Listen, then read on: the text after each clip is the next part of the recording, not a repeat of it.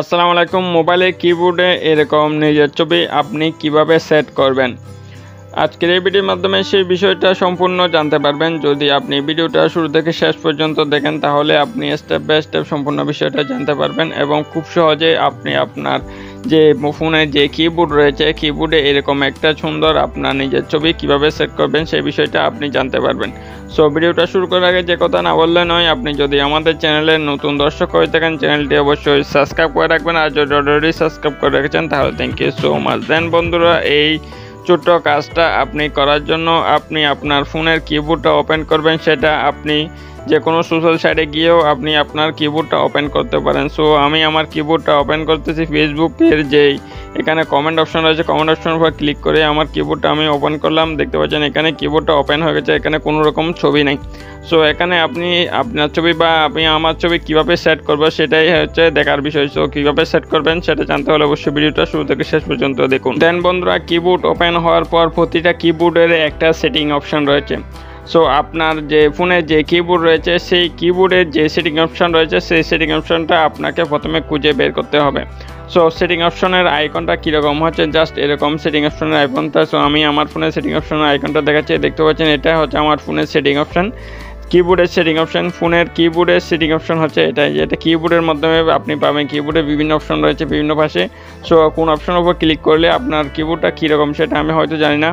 So আমার ফোনের কিবোর্ডের সেটিং অপশন হচ্ছে এটাই। সো আমি আমার ফোনের কিবোর্ডের সেটিং অপশনের উপর ক্লিক করে দিচ্ছি। সো ফোনের কিবোর্ডে যে সেটিং অপশন রয়েছে সেটিং অপশনের উপর আপনি ক্লিক করে দিবেন। সেখানে আপনি অনেকগুলো অপশন পাবেন, তার মাঝে একটা থিম নামে একটা অপশন রয়েছে, দেখতে পাচ্ছেন এই যে থিম। সো আপনি থিম অপশনের উপর ক্লিক করে দেবেন। আপনার ফোনের কিবোর্ডের সেটিং অপশনে গিয়ে আপনি থিম অপশনের উপর ক্লিক করে দেবেন।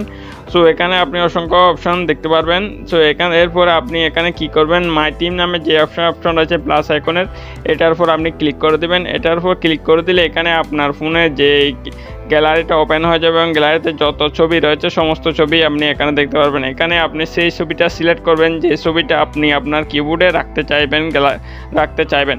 সো আমি একটা ছবি সিলেক্ট করে দিচ্ছি, মনে করেন আমি এই ছবিটা সিলেক্ট করে দেবো এবং ছবিটা হালকা করে এরকম করে কাস্টমাইজ করবেন। কাস্টমাইজ করে যেটাই এটা হচ্ছে মূল কিবোর্ড, এই যে দেখতে পাচ্ছেন এটা হচ্ছে মূল কিবোর্ড। এটা নিয়ে আপনি যেটুকু রাখবেন সেটা আপনি এরকম করে কাস্টমাইজ করে এরপর এদিকে নেক্সট অপশন দেখতে পাচ্ছেন, আপনি নেক্সট অপশনের উপর ক্লিক করে দেবেন।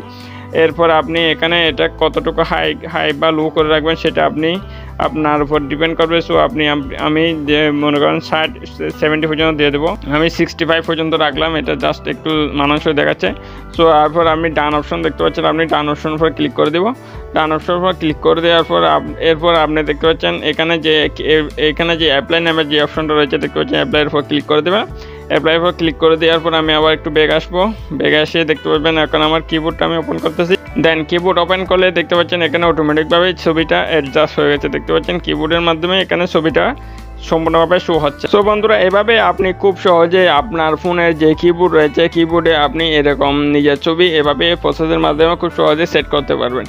সো বন্ধুরা, হচ্ছে আজকের ভিডিও ভালো লাগলে অবশ্যই একটা লাইক করে দেবেন, আর আমাদের চ্যানেলটা যদি এখন আপনি সাবস্ক্রাইব করে না থাকেন তাহলে অবশ্যই সাবস্ক্রাইব করে সাথে থাকবেন, কারণ আমরা বিভিন্ন ইনফরমেটিভ টিউটোরিয়াল নিয়ে আসি এই চ্যানেলে। সো সবাই ভালো থাকবেন, আল্লাহ।